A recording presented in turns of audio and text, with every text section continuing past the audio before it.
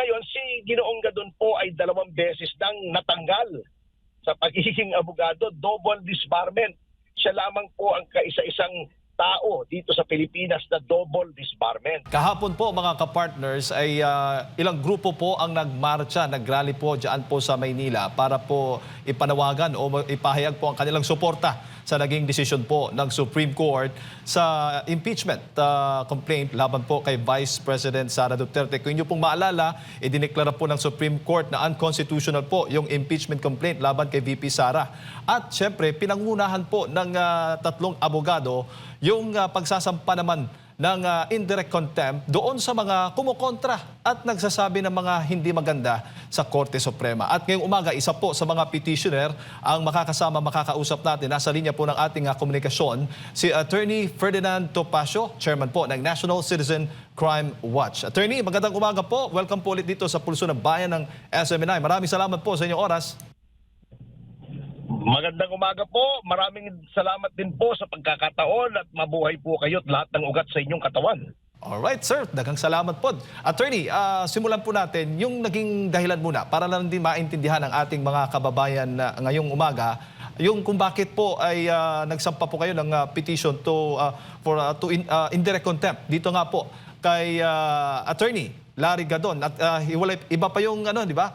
Iba pa yung kina Akbayan Representative Percy Sindanya at Richard Haydarian na kung saan sila naman po ay sinampahan po ng same na indirect contempt ni Attorney Mark Tolentino at Attorney Rolex Suplico.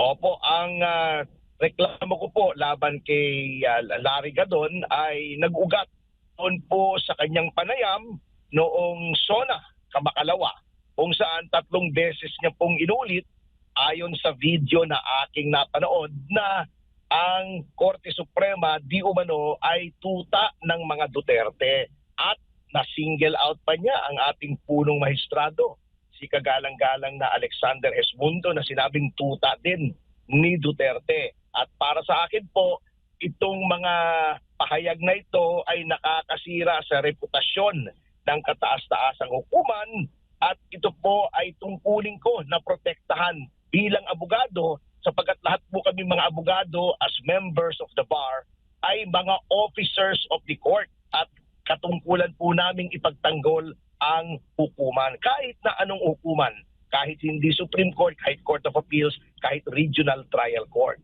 Opo. Attorney, para din po maintindihan ng lahat ng ating mga kababayan na hindi po mga abogado, ano po itong indirect contempt at ano pong mangyayari kapag ang isang individual o isang opisyal po ay sasampahan po nitong kasong ito?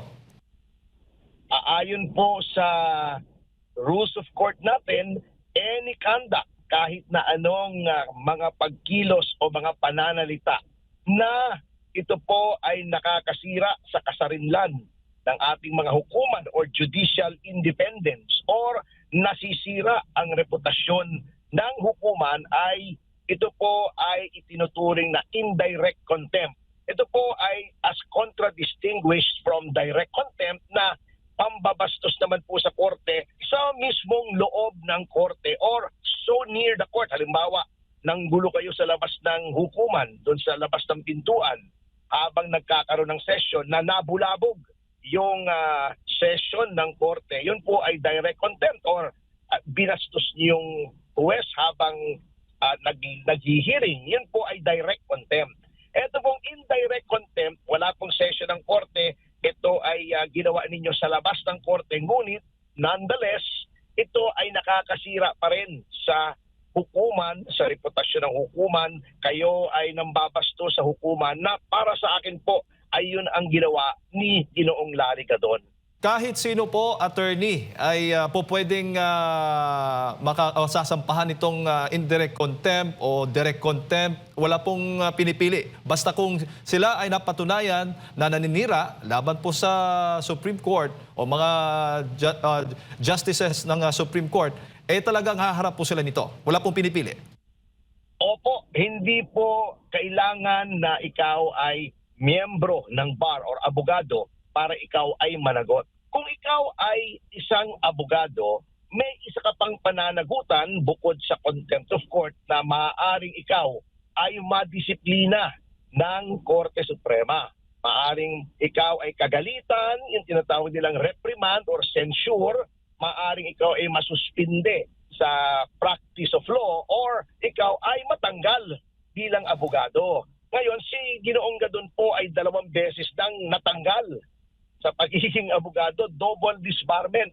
Siya lamang po ang kaisa-isang tao dito sa Pilipinas na double disbarment. So, hindi na po siya pwedeng patawan ng kaparusahan bilang abogado sapagkat hindi na po siya abogado without possibility of reinstatement. Yun ang sinabi ng korte. Ngunit bilang isang individual, bilang isang pribadong mamamayan, kahit hindi siya miyembro ng Philippine Bar, maaari pa rin siyang parusahan. Ibig sabihin po, kahit sino, kahit congressman, kahit senador, actually, ay pwede pong masubject sa contempt of court.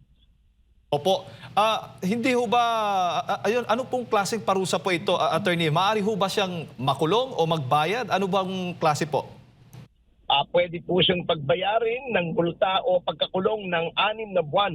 Yan po ay depende sa discretion ng hukuman at sa doon sa gravity o yung tindi ng paglalapastangan sa ating hukuman.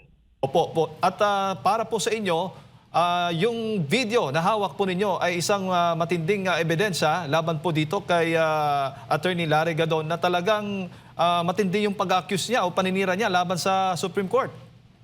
Opo, hindi lamang po yung kanyang pananalita, yung body language po na nakikita nyo na parang siya ay galit at nanlilisik ang kanyang mga mata. At parang siya ay nanginginig pa sa pakiwari ko nung sinasabi niyang ang Korte Suprema ay tuta ng mga Duterte. Alam niyo po, mga sir, wala po namang problema kung ikaw ay hindi sang-ayon sa desisyon ng Korte Suprema. Ako po paminsan-minsan ay akin ding hindi sinasang-ayunan ng Korte Suprema. Ngunit kahit ikaw ay abogado man o isang hindi abogado, dapat po ang inyong paghahayag ng inyong hindi pagsang-ayon ay gagamit po kayo ng mga pananalitang magalang at hindi naman insulto sapagkat we are talking about the highest court of the land. Lahat po ng ating mga may kapangyarihan, lalong-lalo na ang hukuman, ay dapat pong igalang.